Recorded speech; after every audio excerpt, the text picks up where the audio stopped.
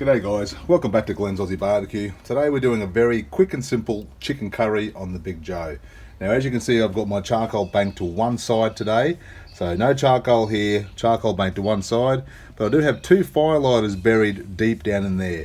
So I'm going to start those off first, and then we'll just go away and do our stuff and come back in around 7 to 10 minutes. So now that fire's looking pretty good, I'm going to drop our grill grates in here.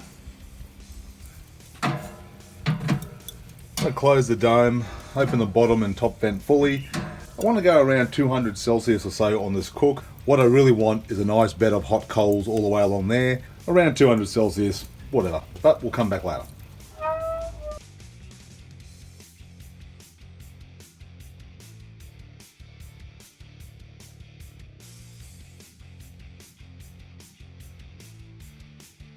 So now that our Kamado is close, I'm going to pop in a big cast iron pan. Now if you ever decide to do videos guys, make sure you use a nice clean cast iron pan. I don't have any, so we just have to put up with it. We've got 4 tablespoons of coconut oil. I'm just going to let that melt for a few minutes and I'm going to come back. So now that that coconut oil has melted, we'll just see if it's hot enough in there yet. It's not, so we'll come back. What happened to the beer? Damn, I'll pull those ones out so they don't get burnage. Okay, that should be nicely melted now, and the cast iron pan should be nice and hot. So we'll just add our, well, hot enough, just add our onions. Got 1 large onion chopped. Now the beauty of cooking like this is if this gets too hot, I can just drag it to the other side where there's no direct heat. Now at this point, you may find, you can see down here, it's getting hot because I'm cooking direct with the grill dome open.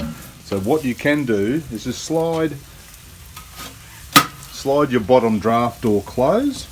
That'll minimize the airflow. I'm going to close the dome. I'll check this every minute or so. Have another quick look at this. Now always remember, especially if you're using ceramic grills, to burp the grill, especially if you close the draft door on the bottom. You don't want to burn the shit out of yourself by forgetting that. People say you only do it once. I've done it multiple times.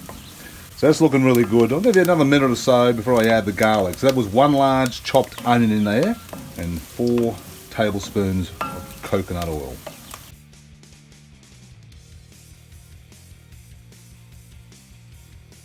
Four cloves of crushed garlic.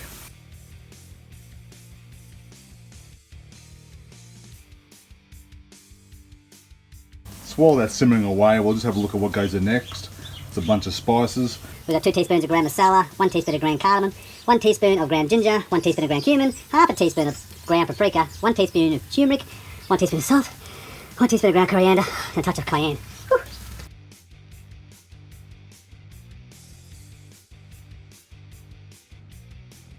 Now my bottom draft door is still closed and you can still see the flames I've got going under there, which is exactly what I want. I want those flames for the next process down the track. 400 mil. Oh, get fucked. Oh, this is where you can take things off the side if it's getting too hot while you're mucking around. 400 mil of coconut, well I'm using coconut cream because that's what was in the cupboard. Push that back now. 3 tablespoons, for fuck's sake Glen. Roughly 3 tablespoons.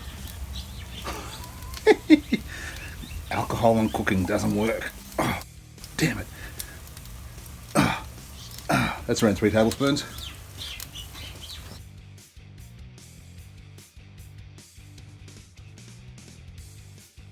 And 2 tablespoons of a lemon juice. Just going to give that a stir through. That's looking and smelling beautiful. I will write in the ingredients that I sped through before because I may have missed some. So that's looking beautiful. So now I'm going to pull this off to the side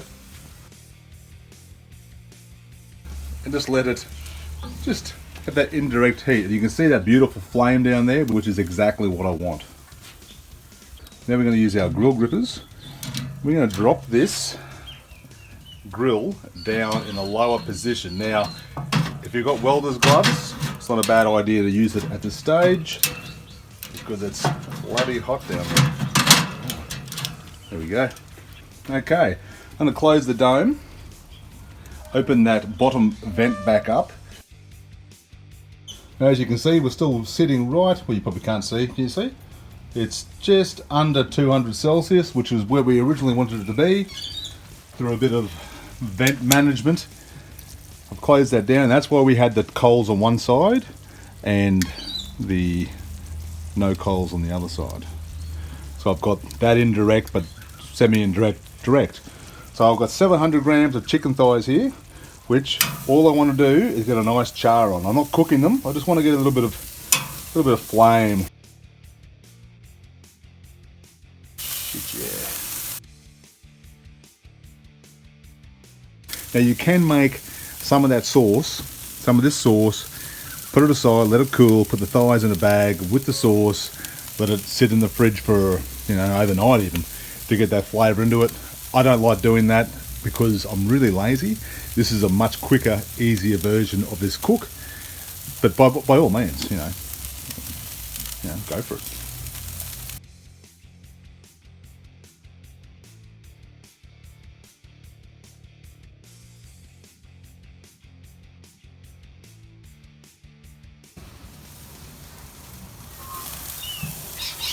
Have another quick look at these thighs. Now there's no timing involved with this. All we want is a bit of that fiery loving on it.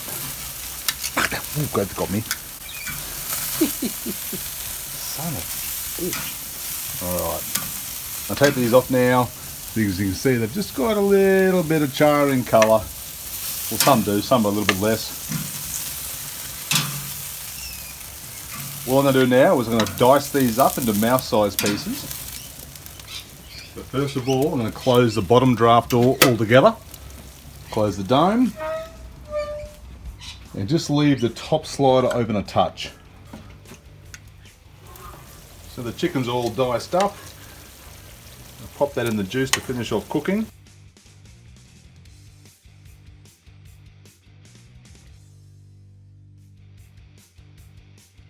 Stir that through, close the dome and basically shut it down. Just let it cook through in its own juices. And can you believe it? The wife has just said to me, "Can I please mow the lawn?"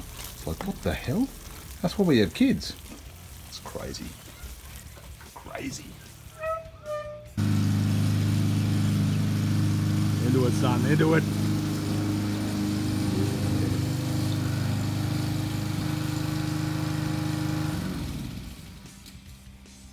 Ready for a beer? Oh, I'll have one. It's been around 25 minutes and we are well and truly done. That chicken thighs are done, you can just feel it.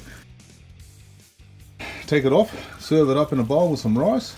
I like black rice, but black rice doesn't pop as well in a bowl, unfortunately. So white rice, cauliflower rice, black rice, whatever kind of rice you want. Thanks for watching. Hey, hit like and subscribe. Probably not in the best books with my son at the moment, but he'll get over it. Thanks guys, see you next time.